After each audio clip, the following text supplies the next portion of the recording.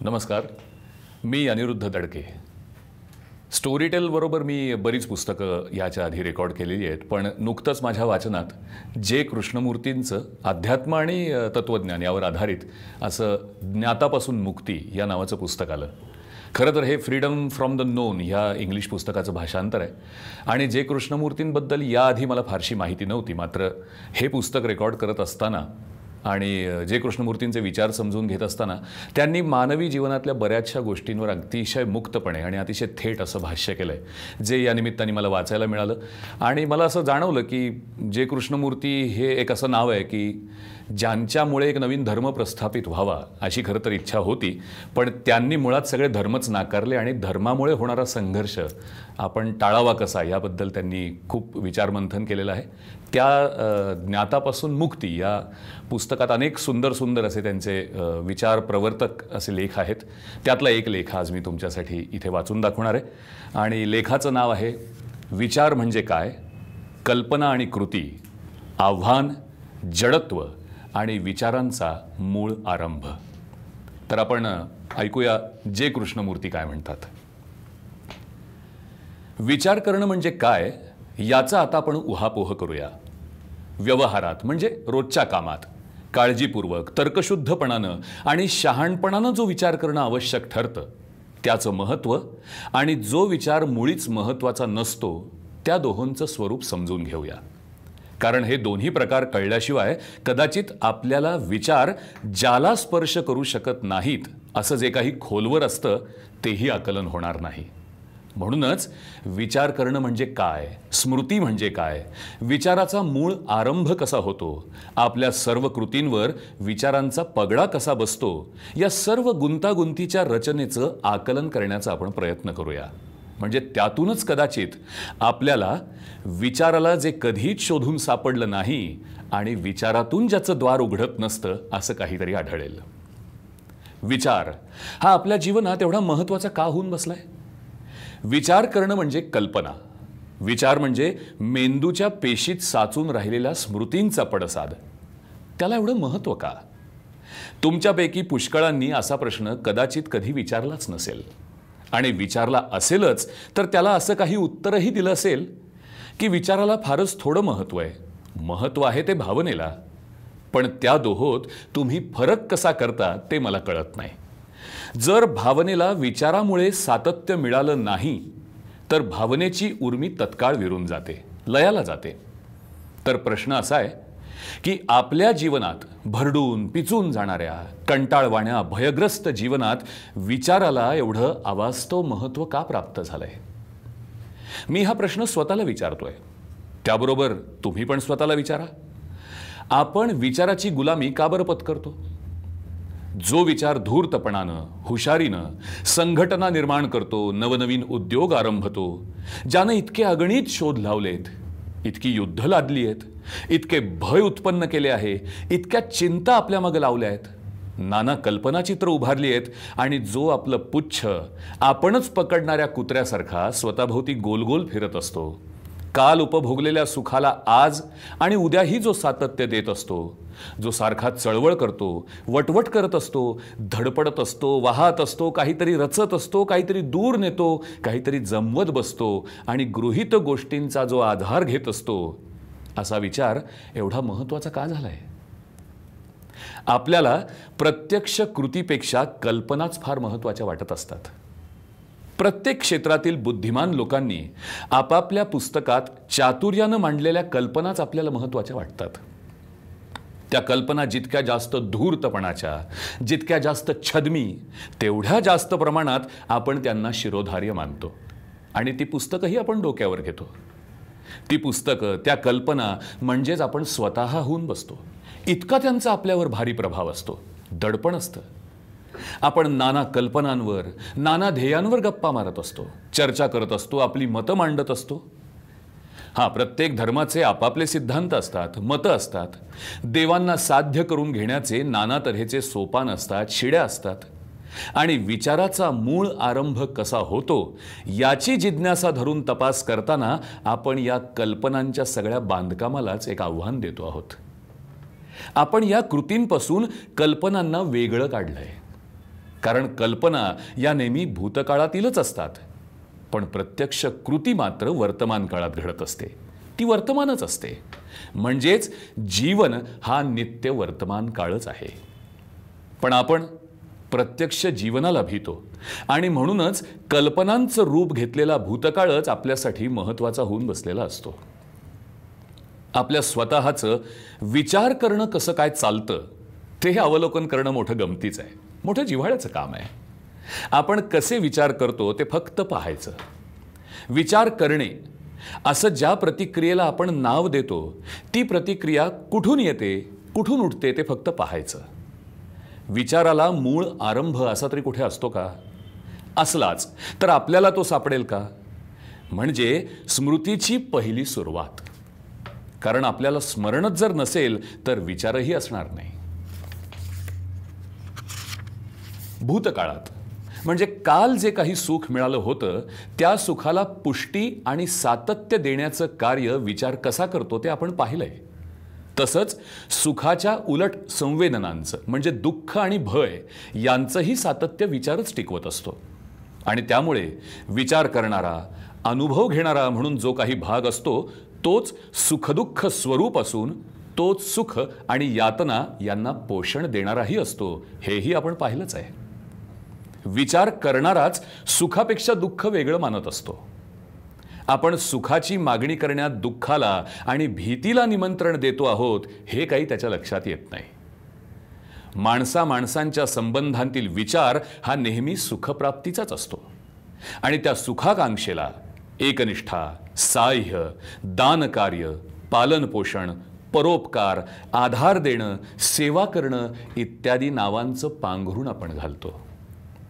सेवा करण्याची आपण काय इच्छा धरतो कोण जाणे. पेट्रोल पंपावर सुद्धा उत्कृष्ट सेवा देऊ केलेली असते. परोपकार, मदत, दान, सेवा या शब्दांना काय अर्थ आहे? हे सगळं नाटक आहे तरी काय? सौंदर्य, तेज आणि मनोहर रूप यांनी सजलेलं सुगंधी पुष्प कधी म्हणतं का मी दान देतो, मी मदत करतो, मी सेवा करतो? ते फक्त असतं एवढंच. आणि ते सुकुमार फूल कसलाही प्रयत्न करत नाही म्हणूनच सारी पृथ्वी त्यात सामावलेली असते. ते फूल क्षितिजाला गवसणी घालतं. विचार हा इतका लबाड असतो, इतका धूर्त आणि चलाख असतो की तो प्रत्येक गोष्ट स्वतःच्या मतलबासाठी विकृत करतो.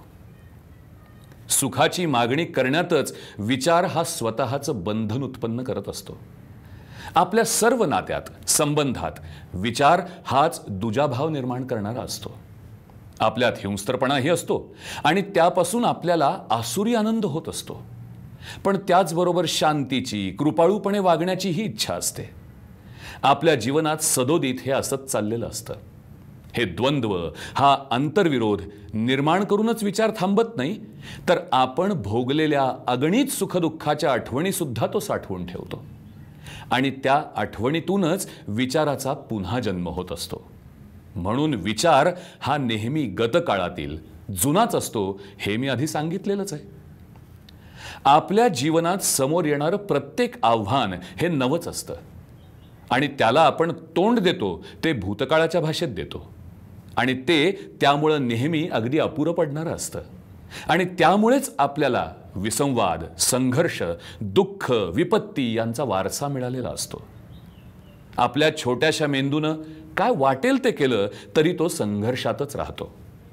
तो महत्वाकांक्षेच्या उर्मीवर स्वार होऊ द्या, अनुकरण करू द्या, चाकोरीप्रमाणे ढापणं लावल्याप्रमाणे वागू द्या, दडपून टाकणं किंवा गोंडस रूप देणं या युक्त्या योजू द्या, स्वतःचा आवाका वाढवण्यासाठी अंमली पदार्थ सेवू द्या, अगदी काहीही करू द्या, तो संघर्षाच्या अवस्थेतच असतो आणि त्यातून अधिक संघर्षच उत्पन्न होणार असतो हे नक्की.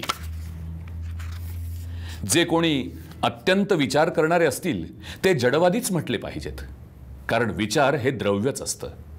ही फरशी, ही भिंत, हे दूरध्वनी यंत्र ही जशी द्रव्य आहेत, पदार्थ आहेत किंवा वस्तू आहेत, तितकाच विचार हा ही जड पदार्थ आहे. विशिष्ट चाकोरीत जेव्हा शक्ती कार्यशील असते तेव्हा ती द्रव्यच होते. शक्ती आणि द्रव्य, बस जीवन म्हणजे एवढंच काय ते आहे. विचार हा पदार्थ नव्हे असं आपल्याला वाटत असेल, पण तो पदार्थच असतो. कल्पना, आदर्शवाद म्हणून उत्पन्न होणारा विचारही जडवस्तूच. जेथे जेथे शक्ती असते तेथे तेथे ती द्रवरूप होतेच. द्रव्य आणि शक्ती परस्परांशी निगडित आहेत. त्यातील कोणतंही एक दुसऱ्याशिवाय अस्तित्वात असू शकत नाही. आणि या दोहोत जेवढा अधिक सुसंवाद असेल, मेळ असेल, जेवढ्या अधिक प्रमाणात समतोल असेल, तितक्या मेंदूच्या पेशी अधिक कार्यक्षम असतात. सुख, दुःख आणि भय यांचा हा पिंजरा विचारानंच निर्माण केला आहे आणि त्यातच तो हजारो वर्ष वावरत आहे. तो पिंजरा तोडून टाकण्याचं सामर्थ्य काही विचाराच्या अंगी नाही, कारण तो पिंजरा विचारानंच घडलेला आणि निर्माण झालेला आहे. विचाराला नवीन वस्तुस्थिती पाहताच येत नाही. ती वास्तवानंतर विचाराकडून शाब्दिक पातळीवर समजून घेता येते. पण नवी वास्तवता समजून घेणे हे विचाराच्या दृष्टीनं खरं नसतं. विचार हा कोणतेही मानसिक प्रश्न सोडवू शकत नाही.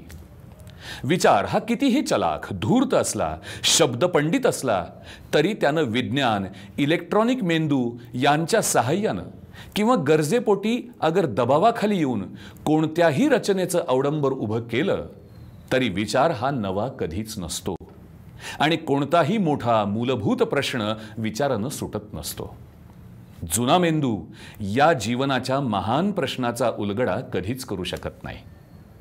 विचार हा अप्रामाणिक असतो, कारण तो कसलेही मनोर्थ करू शकतो आणि जे नाही ते सुद्धा आहे असा भ्रम पाहू शकतो. तो कोणताही चमत्कारिक भूलभुलैया निर्माण करू शकतो आणि म्हणूनच त्यावर अवलंबून राहता येत नाही. पण तुम्ही कसा विचार करता, का विचार करता, तुम्ही कसे शब्द वापरता, रोजच्या व्यवहारात तुम्ही कसे वागता, लोकांशी तुम्ही कसे बोलता, तुम्ही लोकांना कसं वागवता, तुम्ही कसे चालता, कसे जेवता, या सर्व कर्माचं तुम्हाला नीट भान असलं, हे सर्व कसं घडतं याचं जर तुम्ही निरीक्षण केलंत तर तुमचं मन तुम्हाला फसवणार नाही. कारण फसगत होण्यासारखं मग वेगळं काही उरतच नाही. मग मनाचं स्वरूप बदलतं.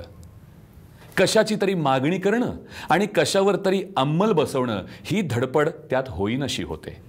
आणि मग मन कमालीचं प्रशांत, लवचिक, संवेदनाक्षम आणि कैवल्यात असतं. आणि त्या अवस्थेत कोणतीही वंचना, कोणताही भ्रम नसतो. तुमच्या लक्षात एक गोष्ट आली आहे का? जेव्हा तुम्ही संपूर्ण अवधानाच्या अवस्थेत असता तेव्हा अंतरंगातील मी, पाहणारा, विचार करणारा असं केंद्रच उरत नाही. त्या अवधानाच्या अवस्थेत विचार विरून जाऊ लागतो. एखादी वस्तू अगदी स्पष्टपणे पाहायची असली तर आपलं मन अत्यंत प्रशांत असावं लागतं. पूर्वग्रह, शब्दांची वटवट, स्वतःचे स्वतःशी चाललेले संकल्प विकल्प, संवाद, प्रतिमा, कल्पनाचित्र ही सगळी बाजूला ठेवलीच पाहिजेत. स्पष्ट पाहण्यासाठी हे अगदी आवश्यक असतं. आणि अशा प्रशांतीतच तुम्ही विचाराचा मूळ आरंभ पाहू शकता. जेव्हा तुम्ही शोधत असता तेव्हा नव्हे, प्रश्न विचारताना नव्हे, उत्तराची वाट पाहताना नव्हे, आणि विचाराचा मूळ प्रारंभ कशात असतो असा प्रश्न विचारून जेव्हा तुम्ही अगदी पूर्णपणे आरपारपणानं प्रशांत असता तेव्हा त्या प्रशांतीतूनच तुम्हाला विचार कसा आकाराला येतो हे दिसू लागेल. आणि विचार कसा उगम पावतो याचं भान जर असलं तर विचारावर नियंत्रण ठेवण्याची गरजच पडत नाही. आपल्या जीवनात विचारावर नियंत्रण ठेवण्यात आपण फार वेळ आणि फार शक्ती खर्च करतो, फुकट घालवतो. शाळेत असतानाच नव्हे, जन्मभर असंच चाललेलं असतं.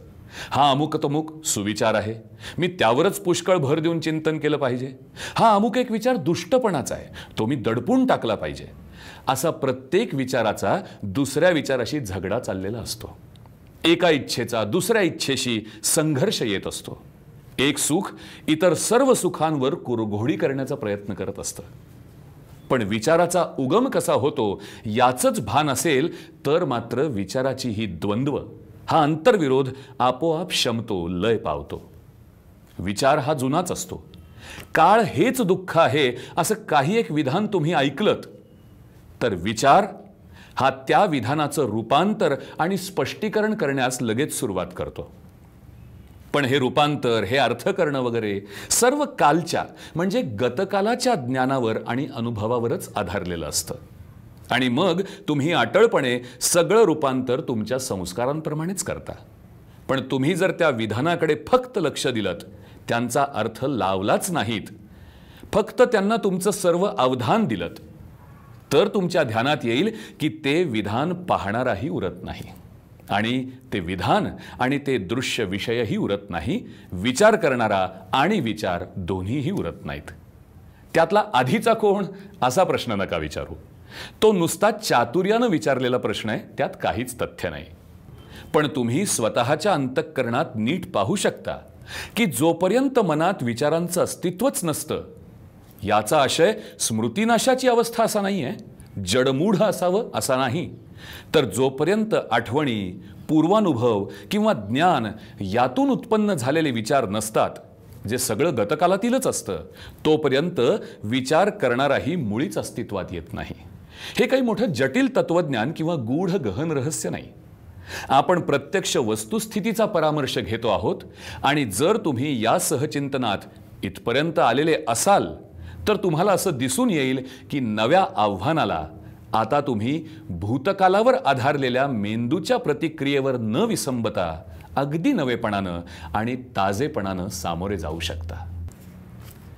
ज्ञातापासून मुक्ती या जे कृष्णमूर्तींच्या ह्या पुस्तकातला मी फक्त एकच उतारा आत्ता तुम्हाला वाचून दाखवला, पण एकंदरीतच जे कृष्णमूर्तींचं हे पुस्तक मला खूपच प्रभावित करणारं ठरलं, आणि याच्यामुळे माझ्या विचारांमध्ये काही सकारात्मक बदल घडले.